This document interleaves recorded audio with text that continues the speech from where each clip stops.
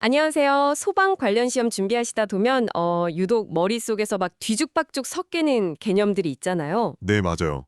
분명 다른 건데 비슷해 보이고. 특히 폭발, 그리고 화재 현장의 그 무시무시한 현상들, 플래시오버랑 백트라피트가 딱 그렇죠. 그렇죠. 이게 비슷해 보이면서도 완전히 달라서 이 차이를 아는 게 정말 합격과 불합격을 가르기도 합니다. 오늘 이 시간에는 시험의 당락을 결정짓는 폭발과 불의 성상에 대해 머리에 확실히 각인될 수 있도록 깊이 한번 파고들어 보겠습니다. 맞습니다. 특히 그 플래시오버하고 백드래피트는요. 그냥 단어만 외워서는 절대 안 되는 그 메커니즘 자체를 꿰뚫고 있어야 하는 개념이죠. 네네. 오늘 이 시간을 통해서 왜 이 현상들이 발생하고 또 둘의 결정적인 차이가 뭔지 여러분의 것으로 완벽하게 소화할 수 있도록 도와드리겠습니다. 좋습니다. 자, 그럼 모든 것의 시작점인 폭발, 그 자체가 대체 무엇인지부터 이야기해 볼까요? 네, 좋습니다. 폭발하면 그냥 쾅 하는 이미지만 떠오르는데 사실 이게 굉장히 정교한 과학 현상이잖아요. 그냥 불이 빨리 타는 거랑은 좀 다른 건가요? 아주 좋은 질문입니다. 사실 폭발의 본질은요, 상상 초월의 속도로 진행되는 연소가 맞아요. 아, 맞긴 맞군요. 네, 그 과정이 너무 순식간에 일어나서 파괴적인 결과로 이어지는 거죠. 이 과정을 네 단계로 한번 쪼개보면 명확해집니다. 첫 번째는 방금 말씀하신 급격한 연소입니다. 물질이 가진 에너지가 정말 찰나의 순간에 방출되는 거예요. 에너지가 순식간에 방출되면 당연히 그 주변은 엄청나게 뜨거워지겠네요. 그럼 두 번째 단계는 급격한 온도 상승이군요. 그렇죠. 온도가 수천 도로 확 치솟습니다. 기체는 온도가 올라가면 부피가 팽창하려는 성질이 있잖아요. 네. 세 번째 단계가 바로 이 최적 팽창입니다. 좁은 공간에 있던 물질이 갑자기 수백, 수천 배로 부풀어 오르려고 하는 거예요. 아, 그 엄청난 팽창 에너지를 더 이상 가둬둘 수가 없을 때 그게 밖으로 터져 나오면서 우리가 듣는 쾅 하는 폭발음이랑 주변을 다 날려버리는 물리적 파괴력이 되는 거군요. 맞습니다. 네 단계가 정말 하나의 스토리처럼 쭉 이어지네요. 완벽한 이해입니다. 그런데 여기서 중요한 점이 하나 있습니다. 물질의 상태, 즉 고체냐, 액체냐, 기체냐에 따라서 이 폭발에 이르는 과정이 조금씩 달라요. 상태에 따라서요? 네. 예를 들어 나무 같은 고체는 열을 받으면 바로 타는 게 아니라 열 분해라는 과정을 통해서 가연성 가스를 먼저 만들어내고 그 가스가 불붙는 거거든요. 액체도 증발해서 증기가 되어야 하고요. 그렇죠. 그런데 기체는 기체는 이미 기체 상태니까 그런 중간 과정이 전혀 필요 없겠네요. 바로 그겁니다. 그냥 점화원만 있으면 바로 1단계 급격한 연소로 직행할 수 있는 거군요. 그래서 가스 누출이 그렇게 위험한 거고요. 맞습니다. 중간 과정이 생략된 만큼 반응 속도가 압도적으로 빠른 거죠. 자, 그럼 이 폭발에도 종류가 있을 텐데요. 시험에서 가장 좋아하고 또 가장 중요한 분류 기준은 바로 속도입니다. 속도요? 네. 기준선은 소리의 속도, 즉 음속입니다. 초당 약 340m죠. 와, 음속보다 느리냐 빠르냐로 나뉜다니 흥미롭네요. 음속보다 느리게 퍼지는 폭발을 폭견, 영어로는 디플래그레이션이라고 합니다. 일반적인 가스레인지에서 가스가 새어나와서 폭발하는 경우가 여기에 해당하죠. 우리가 보통 생각하는 가스 폭발이요. 네. 이때 발생하는 파동은 압력파라고 하는데요. 비유하자면 거대한 인파에 막 밀리는 느낌과 비슷해요. 강력한 압력으로 밀어내는 거죠. 그럼 음속보다 빠른 폭발은요? 이건? 오, 차원이 다를 것 같은데요? 차원이 다르죠. 이걸 폭괭, 데토네이션이라고 부릅니다. 수소나 니트로글리세린 폭발 같은 것들이죠. 이건 단순한 압력파가 아니라 공기 자체를 압축시키면서 초음속으로 돌진하는 충격파를 만들어요. 충격파요? 네. 인파에 밀리는 수준이 아니라 음속으로 달려오는 벽에 그냥 부딪히는 것과 같아요. 그냥 밀어내는 게 아니라 존재 자체를 분쇄해버리죠. 와. 그래서 파괴력이 폭연의 수십 배에 달하는 겁니다. 압력파와 충격파. 밀리는 것과 부딪히는 것의 차이. 이렇게 기억하면 확실하겠네요? 아주 좋은 정리입니다. 그럼 원인에 따른 분류도 있다고요? 네, 크게 물리적 폭발과 화학적 폭발로 나뉩니다. 물리적 폭발은요, 화학 반응 없이 순수하게 압력 때문에 터지는 거예요. 과열된 보일러가 터지는 수증기 폭발. 이게 대표적이죠. 네. 반면 화학적 폭발은 우리가 흔히 생각하는 물질이 다른 물질과 반응하면서 일어나는 폭발입니다. 화학적 폭발은 또 나눌 수 있나요? 네, 세 가지로 나눌 수 있습니다. 가장 흔한 건 산화 폭발. 가연성 가스가 산소와 만나서 폭발하는 대부분의 경우고요. 네. 두 번째는 특이하게도 산소가 필요 없는 분해 폭발입니다. 아세틀렌처럼 물질 자체가 너무 불안정해서 스스로 분해되면서 에너지를 뿜어내는 경우입니다. 스스로 터지는 거군요. 그렇죠. 마지막은 중합폭발, 시안화수소처럼 작은 분자들이 서로 격렬하게 합쳐지는 이 중합 반응을 일으키면서 열과 압력이 발생해 터지는 겁니다. 알겠습니다. 이제 조금 더 구체적인 폭발 형태로 들어가 보죠. 가스 폭발이랑 분진 폭발, 이 둘도 시험에서 비교하는 문제로 자주 나오는 것 같아요. 맞습니다. 둘의 핵심 차이는 폭발하는 물질의 상태입니다. 가스 폭발은 말 그대로 인화성 액체가 증발해서 생긴 증기, 베이퍼가 공기랑 섞여 있다가 터지는 거예요. 키워드는 증기군요. 네, 반면 분진 폭발은 원인이 고체라는 게 특이하죠. 아, 맞아요. 밀가루 같은 거. 네, 밀가루, 설탕, 금속가루 같은 것들이 아주 미세한 분말 상태로 공기 중에 먼지처럼 부유하고 있을 때 폭발합니다. 아, 그냥 쌓여있는 밀가루 더미는 불이 붙을 뿐 폭발하진 않죠. 핵심은 공기 중에 흩어날리는 부유 상태네요. 정확합니다. 여기서 아주 중요한 포인트가 나옵니다. 왜 밀가루나 설탕가루는 폭발하는데 어떤 가루들은 절대 폭발하지 않을까요? 그러게요. 시멘트 가루가 막 날린다고 해서 폭발했다는 소리는 못 들어본 것 같아요. 둘 다 그냥 가루인데 말이죠. 핵심은 그 가루가 탈 수 있는 물질인가입니다. 밀가루, 설탕은 유기물이라 타죠. 하지만 시멘트나 석회석 같은 물질들은 이미 산소와 결합할 대로 결합한 산화물이에요. 아, 쉽게 말해 재와 같은 상태인 거죠. 재는 다시 타지 않잖아요. 그렇네요. 그래서 시험에 분진 폭발을 일으키지 않는 물질을 고르라는 문제가 단골로 나옵니다. 딱 5가지만 기억하세요. 시멘트, 석회석, 탄산칼슘, 생석회, 소석회. 시멘트, 석회석, 탄산칼슘, 생석회, 소석회. 네, 이들은 이미 타버린 재와 같아서 폭발할 수가 없습니다. 와, 탈 수 없는 재 같은 물질이라고 생각하니까 그냥 외우는 것보다 훨씬 명확하네요. 자, 이제부터가 진짜 하이라이트입니다. 화재 현장에서 소방관들을 가장 위협하는 특수현상들. 그 첫 번째 주자는 블레비입니다. 이름부터가 무시무시한데요. 비등 액체 팽창 증기 폭발의 약자인데 단어 하나하나에 현상이 다 설명되어 있어요. 오, 이건 지옥에서 온 압력솥이라고 생각하면 쉽습니다. 지옥에서 온 압력솥이요? 네, 상황을 한번 그려보죠. LPG 같은 가연성 액체가 담긴 거대한 저장 탱크가 있어요. 그런데 탱크 자체에 불이 붙은 게 아니라 주변에서 화재가 나서 탱크를 외부에서 계속 가열하는 상황인 겁니다. 아, 탱크를 밖에서 통째로 굽고 있는 거군요. 그럼 내부의 액체는 당연히 끓기 시작하겠네요. 보일링 리퀴드? 그렇죠. 액체가 끓으면 증기가 발생하고 밀폐된 탱크 내부의 압력은 미친 듯이 올라갑니다. 네네. 동시에 불길에 달궈진 탱크의 강철벽은 점점 약해지죠. 압력은 계속 올라가는데 그 압력을 버텨야 할 컨테이너는 점점 약해지는 최악의 상황이 벌어지는 겁니다. 결국 탱크가 버티지 못하고 찢어지거나 터지겠군요. 바로 그 순간입니다.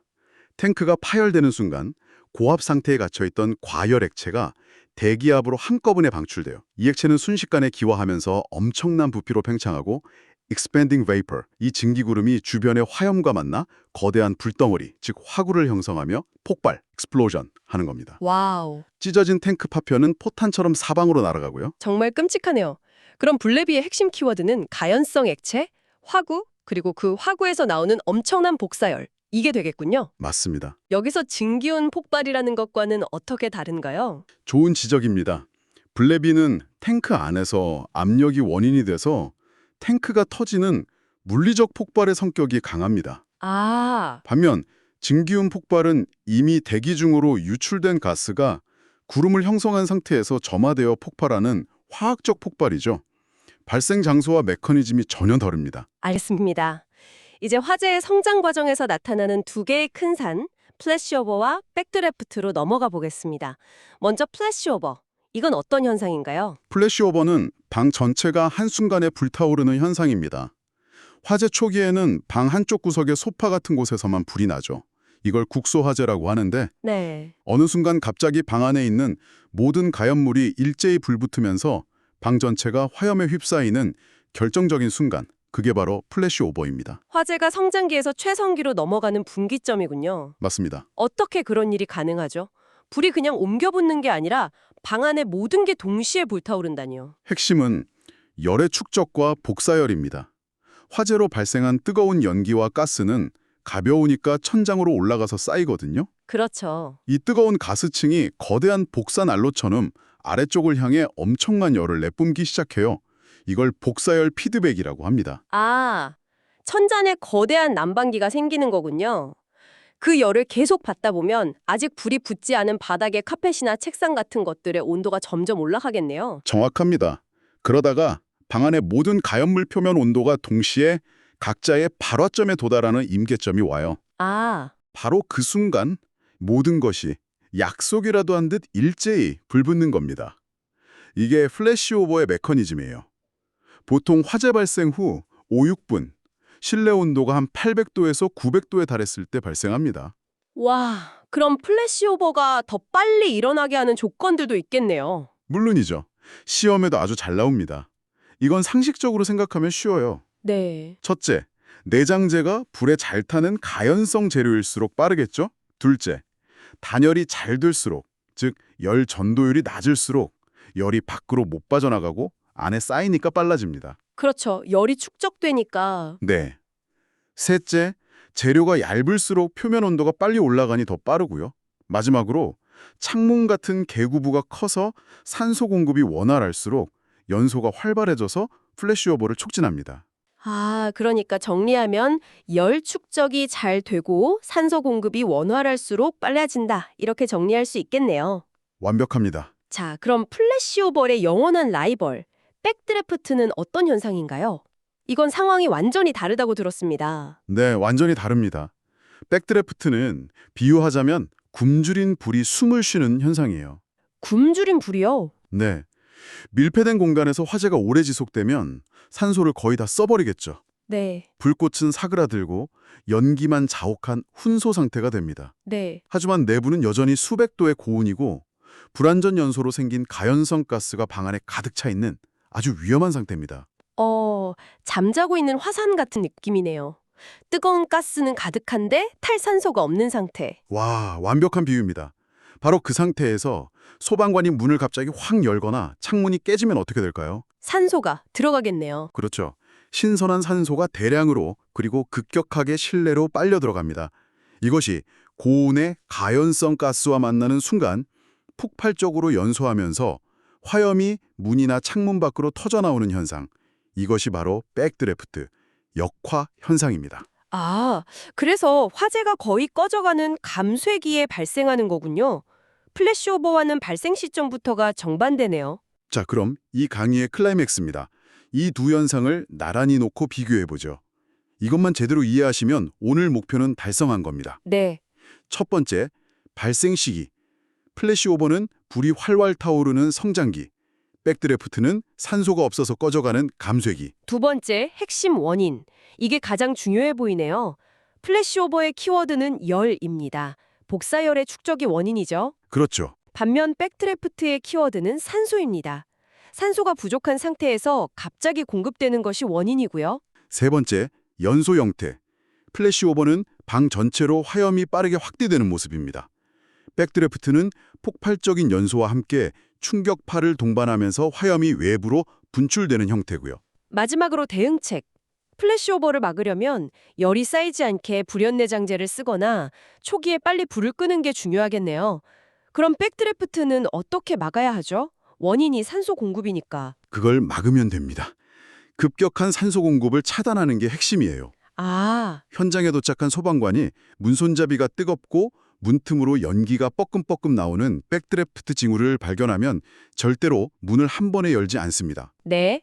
아주 조금씩 열어서 압력을 빼주거나 더 안전하게는 지붕의 구멍을 뚫어서 내부의 뜨거운 가스를 먼저 배출시킨 후에 진입하는 거죠. 오늘 정말 머릿속이 깔끔하게 정리되는 느낌입니다. 그럼 배운 내용을 확인해 볼 겸 실제 시험에 나올 법한 문제 시나리오를 하나 풀어보는 건 어떨까요? 아, 좋습니다. 제가 문제를 내보겠습니다. 잘 들어보세요. 화재 현상의 설명으로 옳지 않은 것은 1번, 폭괭은 연소의 전파 속도가 음속보다 빠르며 충격파를 동반한다. 2번, 분진 폭발은 가연성 고체 미분이 공기 중에 부유할 때 발생하며 시멘트는 대표적인 분진 폭발 물질이다. 3번, 플래시 오버는 화재 성장기에 발생하며 실내의 열 축적과 복사열이 주된 원인이다. 4번, 백드래프트는 화재 감쇄기에 발생하며 산소가 부족한 상태에서 신선한 공기가 급격히 유입될 때 발생한다. 아주 좋은 문제입니다. 핵심 개념들을 잘 섞어 놓았네요. 정답부터 말씀드리면 2번입니다. 2번이요? 네. 어디가 틀렸는지 짚어볼까요? 1번. 폭괭이 음속보다 빠르고 충격파를 동반한다는 건 정확하죠. 음속보다 느린 폭염은 압력파였고요. 맞습니다. 3번과 4번은 우리가 방금 집중적으로 비교했던 내용입니다. 플래시오버는 성장기, 원인은 열, 백드래프트는 감쇄기, 원인은 산소.